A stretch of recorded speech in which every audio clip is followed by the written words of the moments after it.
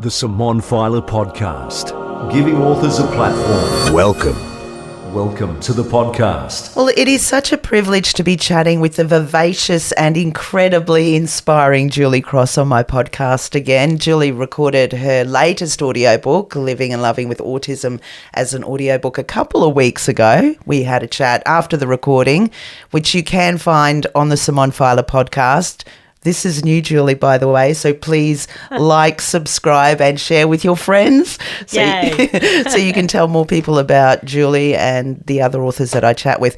But we just wrapped up her first book that she's written and recorded secondly as an audiobook, Just Who Does She Think She Is? And I actually walked out of the studio on such a high after yesterday's session. I think I said to my daughter, I want Julie to be my best friend. Oh, that's lovely, Simone. Thank you. Super inspiring. Welcome again. Thank you. Nice to be here, and it's been such a wonderful experience. Thank you. No, I'm so glad to hear that, Julie. Well, Just Who Does She Think She Is? The book was basically inspired by your live show. If the book's anything to go by, obviously I haven't seen your live show, and from the incredible testimonials in your book, they're incredible. I imagine your live show is life-changing, but can you tell me how they actually compare to reading and recording your audiobook here with me? Well, and the reason I guess the book came out of the live show was because people would leave and would want something to take home with them so that they could either share it with their family or relive some of the principles that we talked about or work a little harder on them. And so I guess that the book really is the version of my show, but without the audience in the room, So it is very much of what you'll see in a lot of those same stories. But probably a little more polished as an audiobook than when you see me on stage. And what about then actually working with me, reading your book to me? Because you kind of said at one point it sounds like you've got fresh ears and you're kind of used to doing the show. How was that? Oh, it was a lovely experience. And I really appreciated actually that you had never read my material and that you were hearing it for the first time, because it was really refreshing, especially in this close environment, for me to see and feel your reactions to what I was saying. Because as I said, when you're doing it all the time yourself and saying it over and over again, you become a little bit desensitized as to whether the messages are landing or the stories are actually funny. I mean, I might think I'm funny, but am I funny? And am I funny reading it as well as on stage presenting it? So, your outbursts of laughter and the odd tissue that you were blowing your nose on and everything was very affirming for me.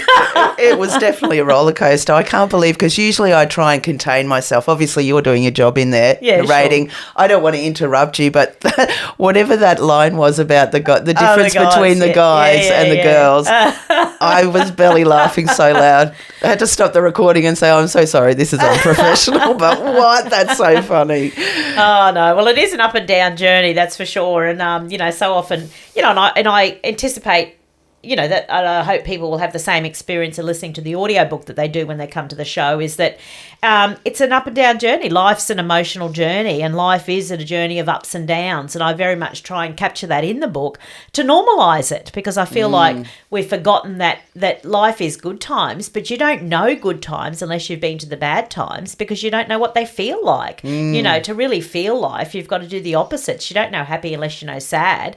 So, often people will walk out or even after reading my book, or they would walk out and sort of say, or they would message me and say, oh my gosh, I laughed and I cried, and then I laughed and cried together, and then I wasn't sure if I was laughing because I was, or crying because I was happy, or laughing because I was sad, or so. And I feel like, well, you're welcome, because that's kind of what I want to capture, is that this is life. It's not flatlining. That's not living. No. Flatlining is not alive.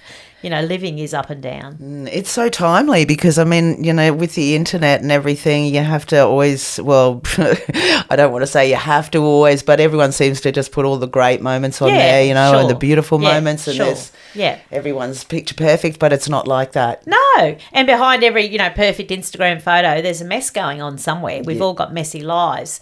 And it's not wrong that people want to share their highlights. I feel like that it's not wrong they want to do that, but we just have to be growing up enough adult enough to understand that there's something going on behind that. We've all going to have something going on. Nobody just does the highlights of life. Nobody just has the show reel. And that's the reality of it. And some people don't want to air their dirty laundry or what's going, negative in their life. And that's okay too. But yeah, let's be adult enough to understand there's something going on behind all the perfect stuff. Yeah, absolutely. So you open up the book with a story about a photo of you in your bikini a few years ago that went viral. That's right. So why did you choose to open up the book with that? Well, I think it's just that I think the foundation of all of the concepts I talk about very much sit on a foundation of the relationship we have with ourselves and self-esteem, if you like, or sense of agency. And how you feel about yourself will affect how you treat everybody else in your life. The relationship you have with yourself will affect every other relationship. And in our society, we tend to very much have a physical relationship with ourselves and judge ourselves physically, and that's this self-esteem thing. And so it's always been a real passion of mine to talk about self-esteem. And then I was confronted with that. Again, you asked, put yourself out there. And I was confronted when I was judged in my bathing suit on the beach. And I thought it was just a great moment of feeling what I felt and then being frustrated with how in our Western worlds we are still so consumed about body image, and that being, how do I look in my bikini and how does she look and is she fat and, her dimply thighs, and making all these judgments and worrying about simple stuff like that.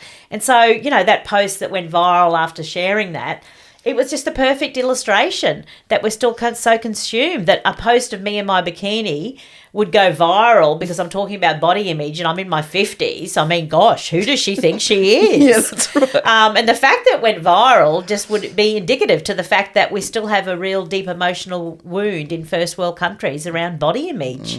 I think we've got bigger things to worry about. Definitely.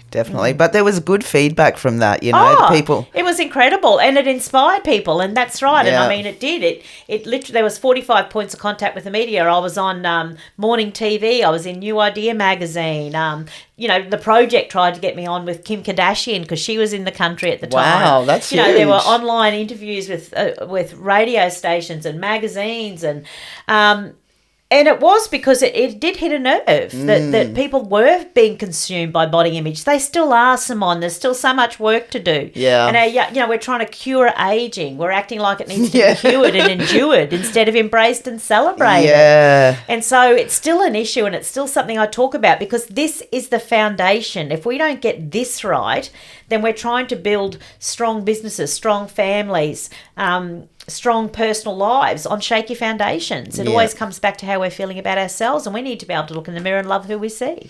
I think yesterday I said to you, I'm going to get my kids to read these. I've got, twins that are 20 and a 17-year-old, because it's empowering. The book is empowering. Just who does she think she is? Using the laws of attraction, that sort of thing. But you've got such a way with how you write and how you speak that you twist these things back to front or inside out, that you kind of can see it from a completely different and I think love it's that. about grounding it in reality, because I think it can sound a little bit, people tune out a little bit sometimes with these concepts thinking it's all this woo-woo stuff or something. No, it's not. And I guess what I try to do is just use those real life stories that people can relate to and go, oh my gosh, of course that's how that works, or gosh, I can see myself in that, or my God, that was me yesterday. Oh my God, I do that. And so when you can see yourself in it, you're more likely to own the concept, and it's more relevant to you, I think. Well, when you were leaving yesterday, I said to you, I've only recently learned about the law of attraction and the universe and putting out your intentions and whatnot about 9 years ago. But so I was amazed. 1985. How did that come about for you to learn that? Yeah. Well, that was my one of my bosses introduced me to my first personal development book, and I use this when I talk about leadership now. The impact that leaders can have on in your life, and she introduced me to that first personal development book that talked about the law of attraction. And actually one of the stories that it shared in the book is Muhammad Ali, because he was one of the greatest mind boxers of all time. Because when he got interviewed, he had this incredible energy that we all know. He talked himself up, I float like a butterfly, I sting like a bee, I'm the best of all time. And we all loved him for it. But he would also say things like, oh, I'm going to punch George Foreman out in the second round. So what do you think George Foreman's thinking about come second round? Yeah, he's going to be punched out. He's going to be, and so what do you think happens? Goodbye. And that's right. And so when I started, I read that book, it just created this thirst then for all of that knowledge, because I grew up in the bush with a very country dad and mum, and they weren't talking about these concepts. But I can look back and see them in play now. I can see how they were working in our lives, but it wasn't talked about. So I guess I just chose, after reading that book, to consciously be aware of all of this working in our lives. Yeah. And you also do talk about I'm not going to get onto that subject just yet, because I want to stay on this one about saying to a child, don't fall, or don't, you sort of, that's already putting reverse psychology. That's right. Yeah. And that's why a lawyer will say to say something to a jury in a courtroom, and the judge will go, strike that last comment. Well, it's kind of hard to strike it once I've seen it in my head and I've had a vision of it and I've got a visual. And so it's the same. We often think about what we fear, what we don't want to happen. We go to sleep hoping this doesn't happen tomorrow, or that doesn't happen, or what if this happens? And so what forgetting is that you're seeing that image in your head, and part of this, visualization is about focusing on what you do want, not what you don't want. So the minute you say to a child, don't fall out of the tree, we're planting the vision of them falling out of the tree. And they're more likely then to fall out of the tree. I hope I don't spill anything on my new white shirt. Well, we all know immediately we go and spill something on our bloody white shirt. We should be going, I'm going to keep my white shirt nice and clean, which has the opposite image being put into our head. So it's a simple shift.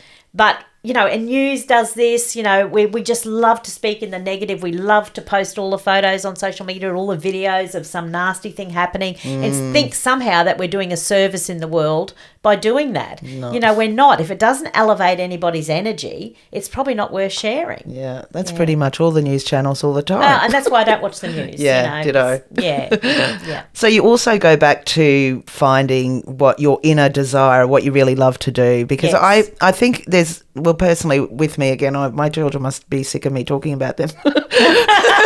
I always talk about mine, as you know. I always bring it back to the phones, right? And I'm like, put it down so you could get 5 minutes to try and find out what you really like doing, instead of just scrolling. But, you really pinpointed it in just who does she think she is by saying go back to when you were a baby or when you were a toddler. Yes. And what did you love to do? Yeah. Yes. And I saw that, I don't mind admitting this to you, I saw that on an Oprah show.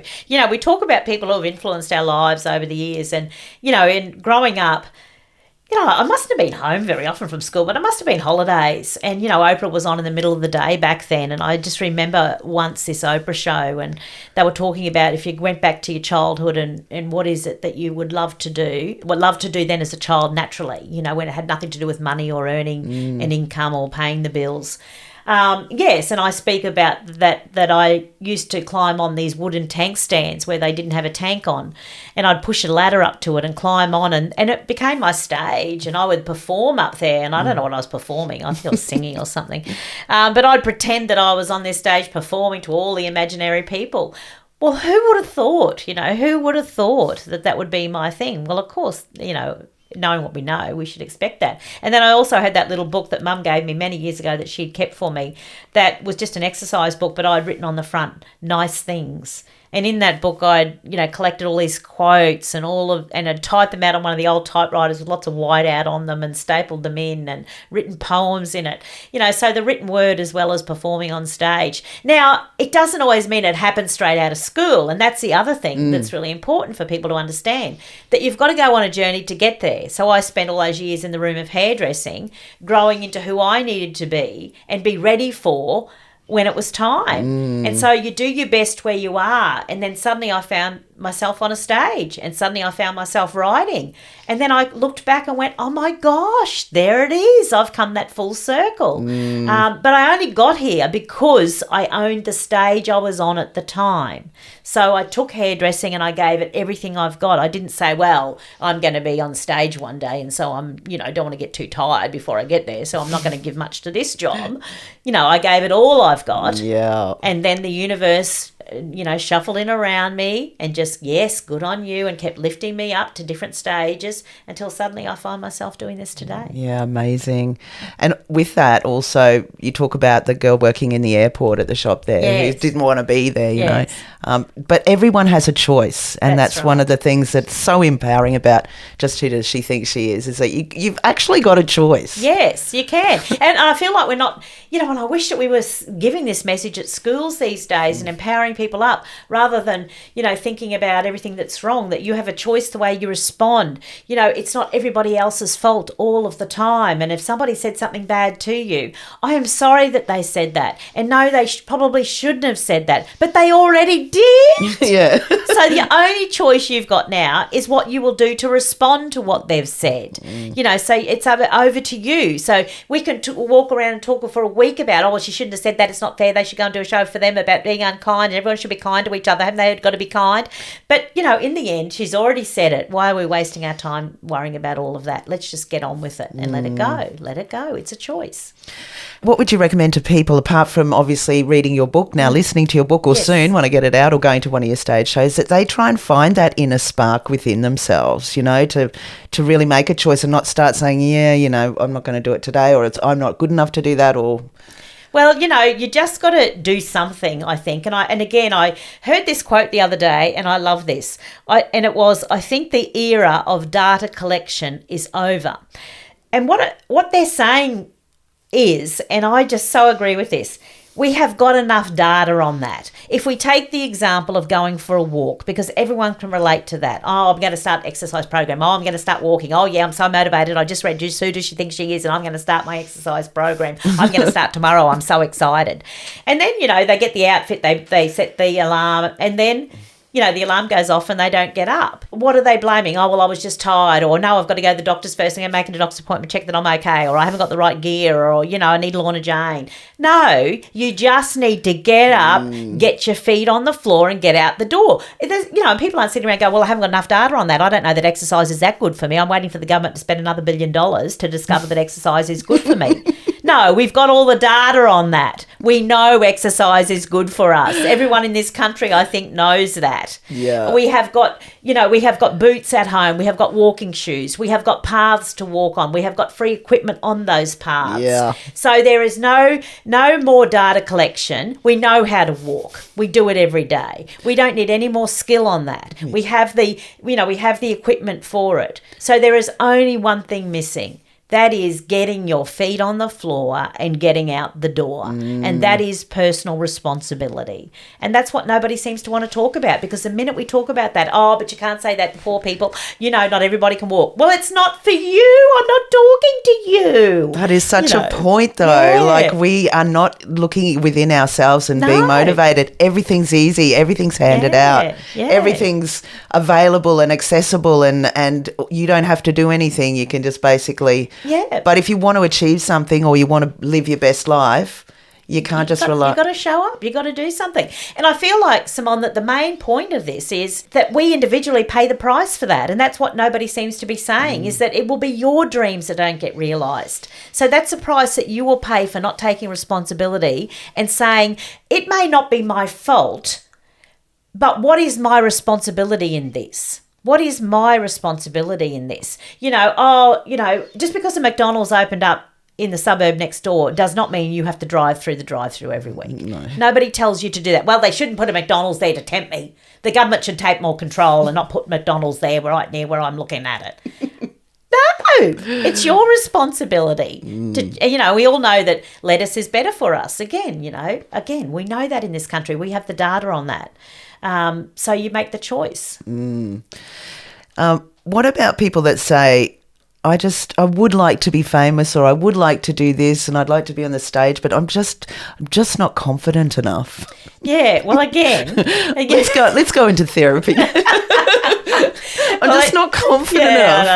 And it's all right for you, Julie, because you're confident. Yeah. Yeah, you're lucky. And again, you've just got to do it. Confidence, and I talk about this in the book, that if you wish you were more confident, so the moment you say, I wish I was more confident, what you're asking is for a situation where you have to practice being confident, because how do you get more confident unless you do it?